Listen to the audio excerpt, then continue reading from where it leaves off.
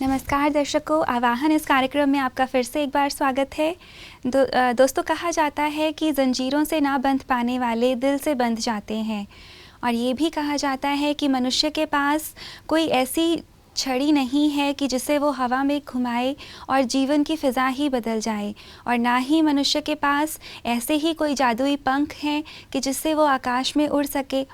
और दोस्तों, जो मनुष्य के पास है वो उसके कदम, जिससे वो ऊंचे से ऊंचे पर्वतों को भी लांघ सकता है। पर ऊंचे से ऊंचे पर्वतों को लांघने के लिए लक्ष्य चाहिए और दृष्टि भी चाहिए।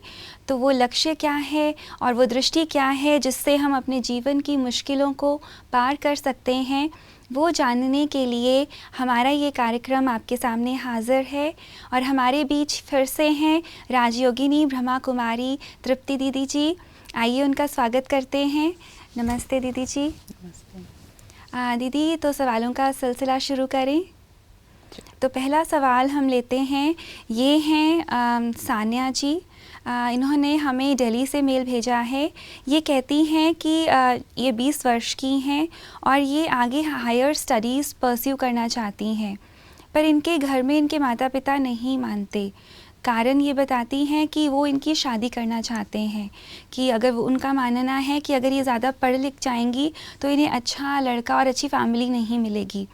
तो उनकी सोच को वो किस तरह से बदलें, ये इनका प्रश्न है। अच्छा, देखो, माता पिता को, सानिया बहन का तो प्रश्न अपने आप से ठीक है, लेकिन सोच बदलने की ज़रूरत तो माता पिता को है। क्या है बहन कि इस ज़माने के अंदर जो पढ़ाई है ना, वही पाँव है। जैसे मनुष्य के पाँव जितने मजबूत, जितने अच्छे होंगे, वो ज़्यादा चल सकता है। तो इस ज़माने के हिसाब से अच्छा पढ़ा लिखा व्यक्ति अपने जीवन के अंदर ठोस कदम उठा सकता है। और दूसरी बात ये है कि बहन को अपने माँ बाप को ये विश्वास दिलाना चाहिए कि आजकल संसार में ऐसे बहुत सारे पात्र हैं कि जो इस बहन से भी ज़्यादा पढ़े लिखे हैं। तो इसलिए पढ़ाई कोई उसकी शादी के अंदर अवरोधक नहीं है, और अभी उसकी वो एज भी नहीं है। 20 साल हुए हैं, 20 साल में ही शादी कर देना वो कोई वर्तमान समय के हिसाब से आवश्यक बात नहीं है। मनुष्य को अपने सोच का तरीका जैसे जैसे समय बदलता है वैसे बदलना ज़रूरी है। संसार इतना फास्ट गति से बदलता जा रहा है। आप देखते होंगे प्रकृति बदल रही है, दिन प्रतिदिन वेदर चेंज होता जा रहा है ना। उसी प्रकार फैशंस दुनिया की बदल रही है।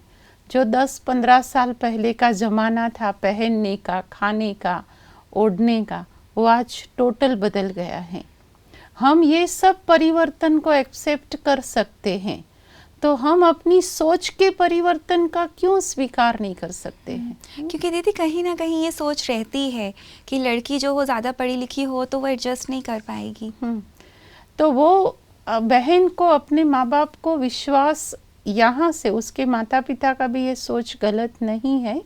क्योंकि आजकल क्या होता है, ज़्यादा पढ़ने लिखने के बाद हर एक यही सोचता है कि मेरी पढ़ाई यूज़ होनी चाहिए। यूज़ होनी चाहिए माना जॉब करूं, अच्छा कमाऊं, फिर उस अनुसार मैं अपनी लाइफस्टाइल बनाऊं। इसको ही हम यूजेबल पढ़ाई समझ रहे हैं। लेकिन वास्तव में बहन को अपने माँ बाप की अंदर एक विश्वास पैदा कराना चाहिए कि भले मैं कितना भी हायर स्टैंडर्ड पढ़ती रहूँगी, लेकिन मेरा लेवल वो सामान्य रहेगा। घर में सारा काम करे, अभी से ही सबको सहयोगी बने, हर प्रकार की एक्टिविटी के अंदर वो इंटरेस्ट लेवे। तो माँ बाप को यहाँ से ही लगेगा कि भले वो पढ़ रही हैं, लेकिन ये कोई भी परिवार में जाएंगी तो अपने आप को सेट कर सकेगी। ये विश्वास संपादन करना बहुत बड़ी चीज़ है, क्योंकि ये प्रैक्टिकल विश्वास की बात है। दूसरी बात इसमें ये भी हो सकती है बहन कि आजकल जो किस्से बन रहे हैं उस हिसाब से भी माँ बाप ये सोच पर चलते होंगे शायद कि ज़्यादा पढ़े लिखे जो होते हैं वो एक दो में अपने संस्कारों को मैच नहीं कर पाते हैं, क्योंकि उनकी अपनी मान्यता बन जाती है। तो इसलिए थोड़ा फ्लेक्सिबल नेचर भी अपना अभी से ही वो क्रिएट करना शुरू करे, क्योंकि जितने हम समाधानकारी वृत्ति से चलते हैं, पढ़ाई बुरी चीज़ नहीं है, अच्छी ही है। जैसे मैंने कहा ना, पढ़ाई वो पाँव है, तो पाँव भी जितना आपका फ्लेक्सिबल है ना, उतना ही वो कदम आगे बढ़ा सकता है। वो एकदम अकड़ हो गया तो पाँव भले कितना भी मजबूत हो, लेकिन आपके उपयोग में वो नहीं आ सकता है। उसी प्रकार पढ़ाई वो विशेषता है, वो जीवन की एक बहुत अच्छी सिद्धि है, लेकिन उसमें अपने आप को अकड़ू नेचर का न बनाए, इसके लिए बहुत सावधानी चाहिए। माना दीदी समझा जाए कि लड़कियों को ज़्यादा मेहनत करनी पड़े, जैसे कि आपने कहा कि और एक्टिविटीज़ में भी वो पार्टिसिपेट करे घर में, और साथ साथ में संस्कृति यही है कि लड़की माना उसको घर का काम करना है, घर चलाना है, परिवार को संभालना है बस, और वो करते हुए वो कोई अदर एक्टिविटीज़ करती है तो लोग मना नहीं करते हैं। तो इस बहन को भी अपनी मान्यताओं को थोड़ा तो बदलना ही पड़ेगा कि मैं जहाँ जा रही हूँ वहाँ पढ़ाई के साथ साथ मुझे पारिवारिक जिम्मेवारियों को भी उतना ही महत्व देना है जितना मैं बिना पढ़ाई के महत्व दे सकती थी। मान लो वो आर्किटेक्ट बन गई, इंजीनियर बन गई, डॉक्टर बन गई, इनसे ये नहीं कि वो फिर घर का कारोबार से बिल्कुल अपने आप को विमुख कर दे, तब माँ बाप को ये टेंशन है। तो ये विश्वास संपादन कराने के लिए उसको अभी से ही कुछ ना कुछ अपने आप के साथ कुछ समाधान, कुछ ज़्यादा मेहनत वो तो ज़रूर करनी पड़ेगी। पर दीदी ये प्रैक्टिकली पॉसिबल है? प्रैक्टिकली पॉसिबल कब हो सकता है कि जब हम अपने आप के साथ इस बात का पहले समाधान कर ले, खुद के साथ। कि जैसे मान लो मैं घर में होती, शादी नहीं होती, मान लो मैं अकेली रहती होती और मेरे माता पिता मेरे साथ होते, तो हम कैसे उस परिस्थिति को स्वीकार कर लेते कि मैं नौकरी से आई हूँ, माँ बाप भूखे हैं, मेरे को पहले उसका भोजन बनाना है, कपड़ा ठीक करना है, धुलाई भी करना है, घर की सफाई, क्योंकि मेरे माँ बाप हैं। जब अपनापन आता है तो सारा सेटिंग अपने आप हो जाता है।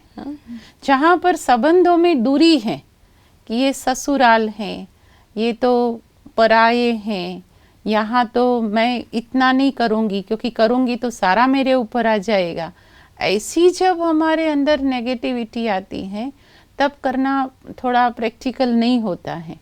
लेकिन जहाँ अपनापन फील होता है कि मेरे हैं, ये परिवार मेरा है, अब ये घर मेरा है, ये जिम्मेवारी मेरी है, अपनापन हमें अपने कर्तव्य के प्रति बहुत जागरूक करता है। पर दीदी जैसे आपने कहा कि उनको ऐसे एक्टिविटीज़ में पार्टिसिपेट करना है, उसके लिए तो समय चाहिए, but at the starting point वो अपने पेरेंट्स को कैसे कन्विंस करें कि जैसे इनके सवाल से लगता है कि वो बहुत एडमेंट हैं कि नहीं जाना स्टडीज़ के लिए, तो नहीं जाना, तो वहाँ वो कैसे उनको मोल्ड करें?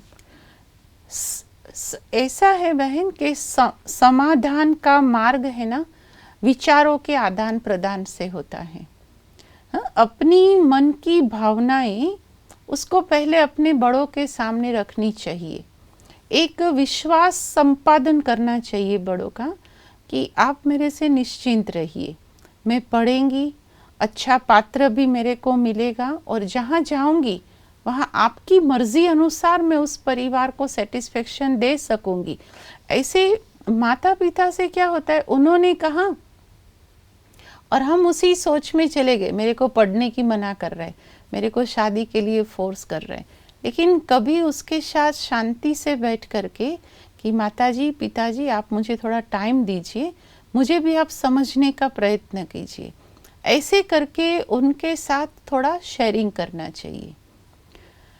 दूसरी बात इसमें ये भी हो सकती है कि माता पिता अपने बच्चों का शायद जल्दी एक्सेप्ट नहीं भी करते, क्योंकि वो समझते हैं कि इम्पैच्योर हैं, वो जो कह रही हैं वो समझ के बाहर हैं।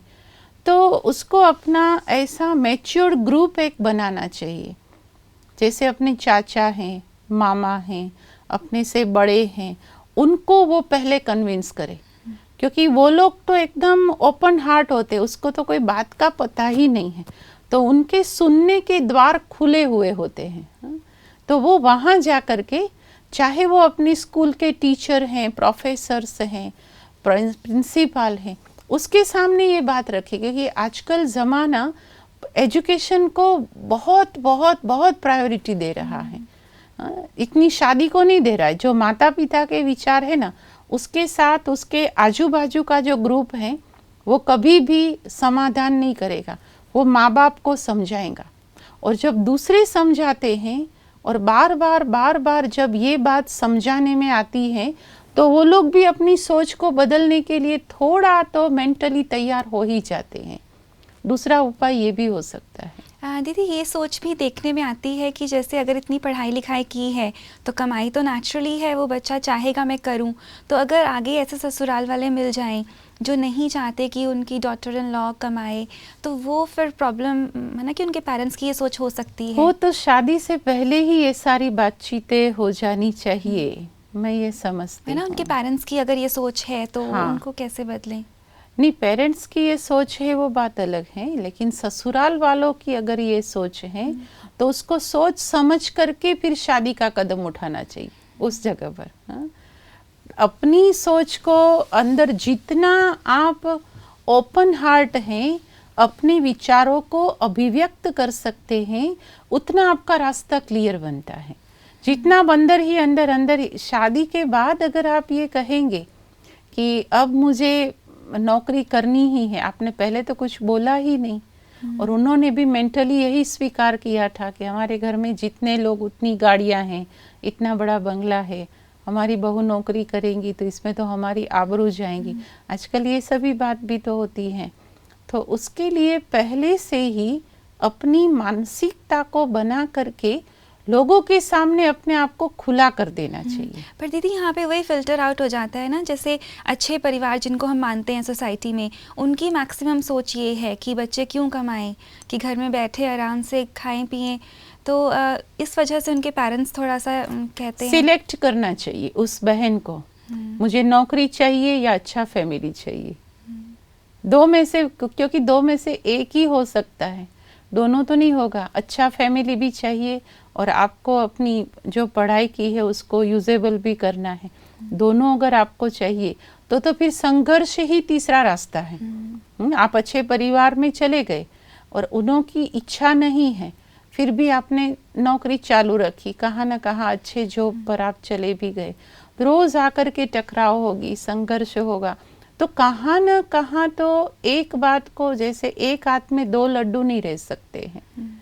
तो फिर उस बहन को अपनी सोच को ऐसे बदलना चाहिए कि मैं कोई मध्यम मार्ग का परिवार लूं, कि जहाँ पैसे की ज़रूरत है, मुझे परिवार के अंदर धन को महत्व नहीं देना है, संबंध महत्व कहें। क्योंकि शादी के बाद अगर संपत्ति काफ़ी सारी है लेकिन संबंधों का अगर सुख नहीं है तो वो संपत्ति कोई काम की नहीं है।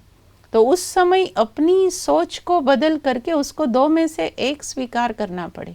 अच्छा घर चाहिए और अगर वो नहीं चाहते हैं नौकरी तो नौकरी को ठुकराना पड़े। अगर अच्छा घर वो अवॉइड कर सकती हैं कि मुझे चलेगा, मेरे को तो नौकरी करनी ही है, तो फिर जो पात्र मिले, जैसा फैमिली मिले, उसको एक्सेप्ट करना पड़ेगा, स्वीकार करना ही पड़ेगा। तो कहीं ना कहीं सानिया जी को खुद ही डिसाइड करना पड़ेगा कि वो क्या चाहती हैं। हाँ। लाइफ में किस तरह की ज़िंदगी जीना चाहती हैं, और फिर उनको अपने पेरेंट्स को कन्विंस करना और पड़ेगा। संपत्ति ही बहन जी सर्वस्व नहीं है। आजकल जो जमाना हो गया है, सबसे पहले ये देखते हैं कि धनवान कितने हैं। आजकल देखो तो सभी नहीं, लेकिन आजकल मेजोरिटी धनवान परिवारों के अंदर जाने के बाद पश्चाताप का पारावार नहीं है, क्योंकि शराब घुस गया है, चरित्रहीन जीवन पद्धति बन गई है, ईगो क्रैश कितना होता है, कहाँ न कहाँ आपसी वो जो जैसे जनरेशन गैप होता है ना, वो कैसे टकराव करता है, उसी प्रकार यह संपत्ति का जो गैप है ना, कि वो एकदम साधारण परिवार से आई है और जहाँ गई है वो अति धनवान परिवार है। तो मानसिक टॉर्चरिंग भी बार बार होता ही रहता है कि तेरे माँ बाप ने तुझे कुछ दिया नहीं है, तेरे परिवार से तो तू कुछ भी लाई नहीं है। तो इसलिए कभी भी प्रायोरिटी इस चीज़ों को कभी नहीं दे। संस्कार की संपत्ति वहाँ कितनी बढ़िया है उसको थोड़ा भी तो महत्व देना ज़रूरी है। संपत्ति कितनी महत्व की है वो पता कब चलता है कि जब वहाँ जाते हैं और संबंधों का सुख नहीं मिलता है, तब फील होता है कि ये संपत्ति से भी ज़्यादा तो संस्कार अच्छे थे। तो इस बात पर भी अभी आज के जनरेशन को थोड़ा सोचने जैसा है।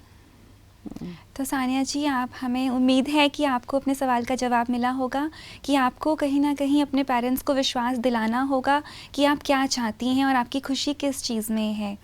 तो दीदी, एक सवाल और उठता है इसमें कि जैसे उनके पेरेंट्स, जैसे वो पढ़ना चाहती हैं अगर आगे, तो वो किस आधार पर अच्छी फैमिली उनके लिए ढूंढें? कि सबसे पहले तो उसको अपने ओपन माइंड बताना चाहिए जहाँ पर भी वो अपना सेटिंग कर रही है उन्हों को, कि देखो मैं इतना पढ़ी हूँ, मैं आपके घर में भी पूरा मददगार बनेगी, लेकिन मेरे को हाफ आवर्स या तो हाफ टाइम या तो फुल टाइम आप मेरे को जॉब की छुट्टी दीजिए, ये मेरा अपना निजी शौक है। दूसरी बात उसको ये वहाँ पर बतानी चाहिए कि मैं इतना पढ़ी हूँ, अगर मैं इसको यूज़ नहीं करूँगी तो इसको कट लगती जाएंगी। आप मेरे को इस बात में सहयोग दीजिए, मैं आप कहेंगे वो सहयोग देने के लिए तैयार हूँ। इस बात को शादी से पहले उसको क्लियर करनी चाहिए। दूसरा, उसको पात्र ऐसा ढूंढना चाहिए कि जो सिर्फ चमड़ी के आधार पर न हो, सिर्फ पैसे के आधार पर न हो, लेकिन कुछ न कुछ उसके अपने लेवल के संस्कार के भी आधार पर हो, जो उसको समझ सके, उसकी भावनाओं को पहचान सके। ऐसे थोड़ा अपने आप के, मेरे विचार जो हैं वो यहाँ मैच हो रहे हैं, हम कपड़ों की मैचिंग कर लेते हैं, भोजन की मैचिंग कर लेते हैं, आइटम्स की मैचिंग करते हैं, लेकिन नेचर की मैचिंग क्यों नहीं कर पाते हैं? क्योंकि हम उस लेवल तक जाते ही नहीं। हमने संपत्ति का लेवल बना लिया, हमने साधनों का लेवल बना लिया, परिवार का बना लिया, हाँ वो सब बना, लेकिन हमने अपने नेचर का लेवल तो बिल्कुल बनाया ही नहीं। इस कारण वो टकराव या तो संघर्ष बढ़ते हैं। तो उसको ये बात ज़रूर, आधार पूरा उसके जीवन के शादी का ये होना चाहिए कि जो मेरा नेचर है, मेरी वृत्तियाँ हैं, मेरा दृष्टिकोण है, उसको ये पात्र समझ सकता है या नहीं। पर दीदी, शादी से पहले ये कैसे पॉसिबल है? थोड़ा तो संबंध संपर्क में आते हैं ना, उनसे व्यवहार से पता चलता है थोड़ा बहुत। इतना तो अपने नसीब पर ही है। देखो, जो पूरा तो आप अंदर से जान सको वो तो कई सालों के बाद ही पता चलता है। कंजर्वेटिव फैमिलीज होती हैं तो इतना नहीं होता है। लेकिन थोड़ा बहुत तो बातचीत करने से, एक दो के इंटरव्यू आदि से थोड़ा तो मालूम पड़ता ही है कि किस नेचर का या तो किस मान्यता का व्यक्ति है। उसकी मान्यताएं अगर ब्रॉड माइंडेड हैं तो भी उसके विचारों की आपले से पता चल जाएंगी, और अगर वो थोड़ा नैरो माइंड है तो भी व्यवहार से तो पता थोड़ा बहुत तो मालूम पड़ता ही है। और दीदी, पेरेंट्स की भी ये सोच होती है कहीं ना कहीं कि उनकी डॉटर्स को कोई मिसयूज़ ना कर ले, जैसे वो वर्क करेंगी, ज़्यादा पढ़ेंगी, तो जैसे लव मैरिजेस का बहुत आजकल है। तो वो भी एक डर होता है पेरेंट्स के माइंड में कहीं वो तो सेल्फ प्रोटेक्शन खुद को ही सोचना पड़े। माँ बाप का डर ये कोई गलत नहीं है जो आप बता रहे हो। कि ज़माना बहुत ख़राब है जैसे माना जाता है आजकल, तो पूरे की पूरे न्यूज़ ही इन चीज़ों से भरे हुए होते हैं। तो माँ बाप का डर भी तो एकदम राइट वे पर है, और वो शायद उस भाव से भी जॉब करने के लिए मना करते हैं। लेकिन हमें उन्हों को ये एक प्रकार का विश्वास का सुरक्षा कवच पहले से दे देना चाहिए, अपनी चलन से, अपने व्यवहार से, अपने सेल्फ कंट्रोल से भी, कि भाई मैं ऐसा कदम भविष्य में कभी नहीं उठाऊंगी। अगर ये विश्वास हम उनका संपादन कर लेते हैं तो हो सकता है कि उन्हों का ये भय, ये डर थोड़ा कम होवे, और हाँ वो हमें उस मार्ग पर चलने के लिए शायद छुट्टी दे भी देवे। बाकी आजकल जॉब की ज़रूरत तो इस बात के लिए भी है कि दिन प्रतिदिन बहन इतनी महंगाई बढ़ती जा रही है। आज चलो शादी के बाद बच्चे हैं, आज उसका एजुकेशन कितना छोटेपन में ही केजी नर्सरी से ही उन्हों के फीस कितनी हो गई है, आज घर का मेंटेनेंस कितना है, सब तरफ से आप देखिए तो महंगाई कोई कमती तो होने वाली है ही नहीं। पर्सनल भी खर्चे कितने बढ़ गए हैं, बढ़ गए हैं। हाँ, अपने शौक भी कितने हैं। तो इस दृष्टिकोण से माता पिता को भी सोचना चाहिए, चाहे सास ससुर हैं चाहे माता पिता हैं, उसको भी सोचना चाहिए कि भाई अगर हमारे परिवार का ये सदस्य उसका कैरेक्टर बिल्डिंग अच्छे से अच्छा है तो हमें उसको अवरोधक नहीं बनना है। लेकिन ये पर्सनालिटी तो पहले हमें डेवलप करनी पड़े, अपनी बनानी पड़े कि भाई मैं कैरेक्टर में नंबर 1 हूँ, आप मेरे से निश्चिंत रहिए। कैसे उन्हों को विश्वास दिला सकेंगे? अपने बिहेवियर से, अपने फ़ोन के आदान प्रदान से, अपने जीवन के टाइम टेबल से, टाइम पर आए टाइम पर गए, कोई भी प्रकार का एक्स्ट्रा कनेक्शन नहीं। तो इस प्रकार का जो अपना फिजिकल बिहेवियर है ना, वो भी उन्हों के अंदर एक विश्वास का वायुमंडल पैदा करता है। जब हम जॉब में जाते हैं और फिर अधिकतर पार्टीज में जाना, एक दो को अकेले में मिलना, ज़्यादा टाइम लंबी घर में आने के बाद भी किसी विजातीय संबंध से बहुत देरी तक बातें करते रहना, तो ये हमारा डाउटफुल व्यवहार उन्हों को और ही शक पैदा कराता है और इस कारण वो हमारे से इनसिक्योर महसूस करते रहते हैं कि भाई यहाँ पर हमारी सुरक्षा नहीं है। तो इन सभी बातों को थोड़ा हम अपने सेल्फ कंट्रोल अपने आप के ऊपर रख देते हैं, मुझे लगता है कि ये प्रॉब्लम क्योर हो सकता है। बहुत सुंदर दीदी जी, हमें उम्मीद है आपको अपना जवाब मिला होगा। तो अगला प्रश्न हम लेते हैं दीदी, ये है उषा बहन का। इन्होंने हमें चंडीगढ़ से मेल किया है। ये कहती हैं, ये टीचर हैं, ये कहती हैं कि कॉलेजेस में और स्कूल्स में जो यूथ है वो आजकल इतना सेंसिटिव हो गया है कि उनको कुछ सिखाना भी अगर है तो बहुत मुश्किल आती है ना, दे रिएक्ट, उनका रिएक्शन होता है। तो उनको हम कैसे समझाएं, किसी भी तरीके से क्या तरीका अपनाया जाए कि उन टीनेजर्स को, उन बच्चों को हम कैसे समझाएं?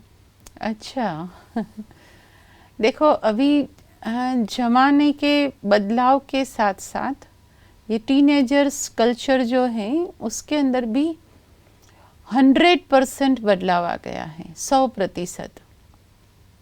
पहले वो जमाना था कि बच्चे माँ बाप की आज्ञा को जरा भी ऊपर नहीं जाते थे, उसका कदर न करे, कभी ऐसे नहीं होता था। माँ ने कहा मना करना है, पिता ने कहा मना करना है, ये नेचर था। जमाना बदलते बदलते अभी वहाँ तक पहुँच गया है कि हर व्यक्ति, टीनेजर नहीं, हर व्यक्ति आज ये सोचता है कि मेरी अपनी सोच है, मेरी अपनी दुनिया है, मेरा अपना जीवन है, इसमें मुझे कोई डिस्टर्ब ना करे। तो ये बहन का जो प्रश्न है वो अभी का नहीं होना चाहिए, ये प्रश्न उठ ही नहीं सकता है अगर बचपन से ही, जब वो पैदा हुए हैं और समझदार बने हैं, तब से अगर हमने उसको टाइम दिया है, ट्रेनिंग दिया है, कुछ न कुछ उसके साथ हमने स्पिरिचुअल लैंग्वेज में बातचीत की है, आध्यात्मिक भाषा में, तो बड़े होकर के वो हमारे कंट्रोल में 100% रहेंगे। पर दीदी जैसे इनका कहना है ये टीचर हैं, हाँ। तो माना ग्रुप में, स्कूल में या कॉलेज में, जैसे अगर किसी बच्चे को डांट दो तो उनका रिएक्शन होता है सामने अच्छा, से। अपने बच्चे नहीं हैं, दूसरे As a teacher. स्टूडेंट्स को Yeah, as a students. Teacher. हाँ, इसमें तो बहन बात ये है कि आजकल के बच्चों का है ना IQ काफ़ी बढ़ चुका है। जो बात हम 18 साल की उम्र में, 15 साल की उम्र में समझते थे, वो आज का बच्चा 10, 11, 12 साल की उम्र में समझने लगा है।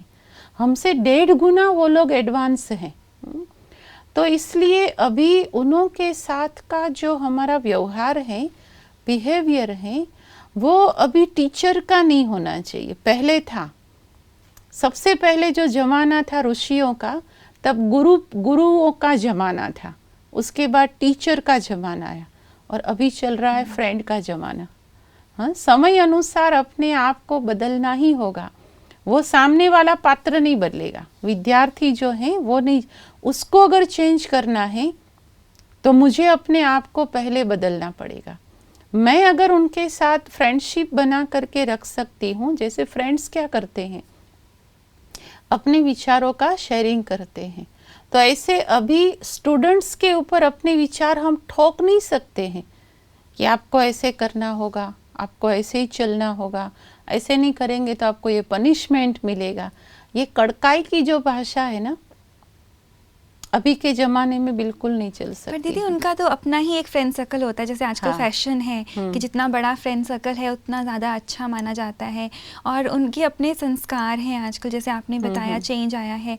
तो अगर वो फ्रेंडशिप वाला रिश्ता रखते हैं तो वो लिमिट कहाँ तक होनी चाहिए, जैसे क्योंकि वो रिएक्ट भी कर सकते हैं, है ना, कुछ भी, वो लिमिट क्या होनी चाहिए? ये बात ऐसी है बहन कि जब वो टीचर का अतिशय भावनात्मक प्रवाह में आ जाता है ना बच्चा, ये स्टूडेंट और टीचर के बीच के रिलेशनशिप की बात है कि वो स्टूडेंट मानते नहीं हैं, ये बात है ना। उसका फ्रेंड सर्कल तो दूसरी बात है पूरी की पूरी, लेकिन वो स्टूडेंट टीचर का मानेगा कब, कि जब वो एकदम भावनात्मक प्रभाव में आ जाएगा कि नहीं मेरी टीचर वो मेरी हितेच्छु हैं। और वो कब मानेगा, कि जब आप उसके साथ विचारों का शेयरिंग करेंगे तब। पहले ठोक देते थे हम लोग, जब पढ़ते थे तो हमारा ज़माना ये था कि टीचर हमारे ऊपर ठोक देते थे कि आपको इतना करना ही होगा, कल इतना करके ही आना है, नहीं किया तो ऐसे होगा, ऐसे ठोक देते थे। आज वो ज़माना नहीं है।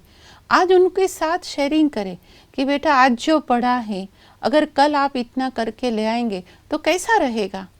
एक बार ये स्लो प्रोसीजर है, इसमें थोड़ा टाइम लग जाता है। तो दीदी ये ग्रुप में पॉसिबल है? जैसे ग्रुप में इसलिए पॉसिबल है कि जब टीचर ने उसके दिल को जीत लिया है ना, फिर ग्रुप चाहे 500 का क्यों ना हो, लेकिन जहाँ आपका हृदय किसी के सामने झुक गया है तो आपको 1000 व्यक्ति कहेगी ना कि आप यहाँ से हट जाओ, आप यहाँ से हट जाओ, आप कभी भी वहाँ से नहीं हट सकते हैं।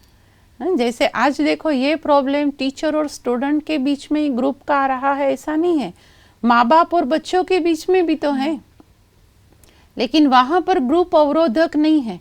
वहाँ पर माँ से इतना टू मच प्यार है, नहीं मेरी माँ ने कहा है ना तो मेरे को जाना पड़ेगा, कुछ भी हो जाए, वो खाएगी नहीं, मेरे बिना वो खाएगी नहीं। तो ये क्या है, एक भावनात्मक रिलेशंस हो गए हैं, और इसके कारण ग्रुप साइड में हो जाता है, लेकिन पारिवारिक स्नेह वो अपना स्थान, प्रमुख स्थान ले लेता है। उसी प्रकार स्कूल के अंदर बच्चों के साथ जब हम ऐसे इमोशनल रिलेशंस क्रिएट करने लगते हैं तो इसकी वजह से ग्रुप वाले उसके 25-50 स्टूडेंट उसको गलत सिखाएंगे ना तो भी उसकी बुद्धि में नहीं बैठेगा। वो यही कहेंगे कि नहीं मेरी टीचर तो बहुत अच्छी है, मुझे उसको डिस्टर्ब नहीं करना है। लेकिन हमने अगर उसके साथ ऑफिशियल कनेक्शन ही रखा हुआ है तब तो वो पहले ग्रुप के प्रभाव में आएगा, उसके बाद उसकी असर आपके ऊपर होगी। पर दीदी देखा जाता है कि किसी ग्रुप में प्रॉब्लमेटिक बच्चे भी होते हैं जो प्रॉब्लम्स क्रिएट करते हैं, और अगर उनका फ्रेंड सर्कल है तो वो एक दूसरे को इन्फ्लुएंस भी करते हैं, तो उनके साथ कैसे हैंडल किया जाए? तो उसमें तो बहन जी सेल्फ कंट्रोल ही ज़रूरी है टीचर्स को, क्योंकि आज हम एक बात ये समझ ले कि हम खुद कितने इमोशनल हो गए हैं। हमें अगर कोई डांटता है, बड़ी आवाज़ से बोलते हैं तो हमें कितना बैड फीलिंग आती है। हम तो यही सोचते हैं ना कि इसको मुझे कहना ही था, तो प्यार से कहा होता तो मैं मान ही जाती थी ना, इसने मेरे साथ इंसल्टिंग बिहेवियर क्यों किया, हम यही सोच लेते हैं। तो जब हम अपने लिए सोचते हैं वही व्यवहार जब हम दूसरों के साथ करते हैं तो वो भी तो यही सोचेगा।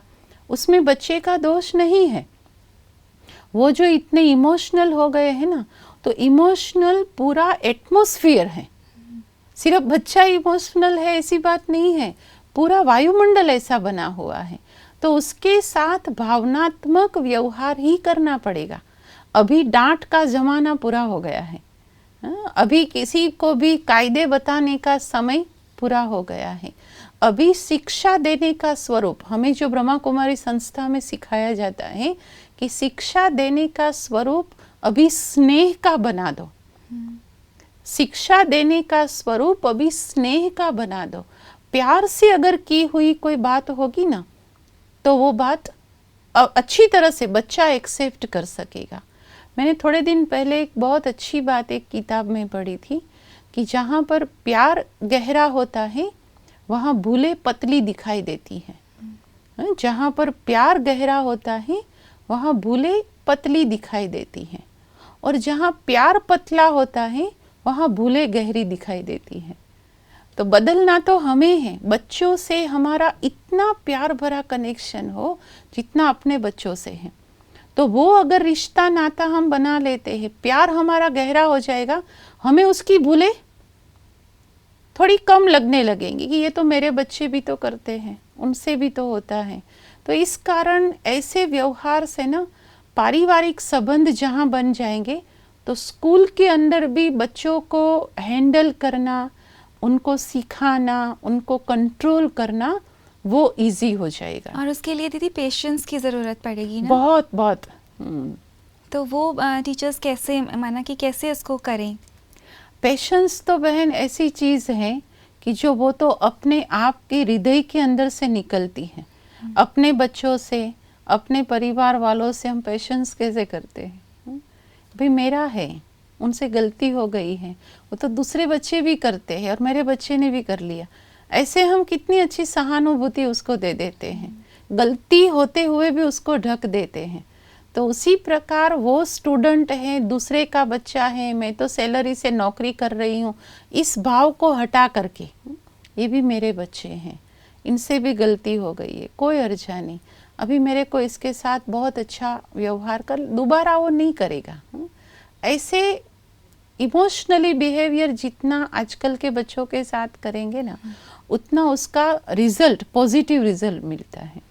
तो उषा जी, आपको कहीं ना कहीं खुद को ही बदलना पड़ेगा, अपनी पेशेंस पावर, अपना प्यार बढ़ाना पड़ेगा उन बच्चों के लिए जिनको आप पढ़ाते हैं। तो दीदी आपका बहुत बहुत शुक्रिया आपका यहाँ आने के लिए और हमें समय देने के लिए। तो दर्शकों, आप अपने सवाल और अपने ईमेल्स हमें ऐसे ही भेजते रहिए, हमें इंतज़ार रहता है, और देखते रहिए हमारा ये आवाहन कार्यक्रम। आज के लिए बहुत बहुत शुक्रिया।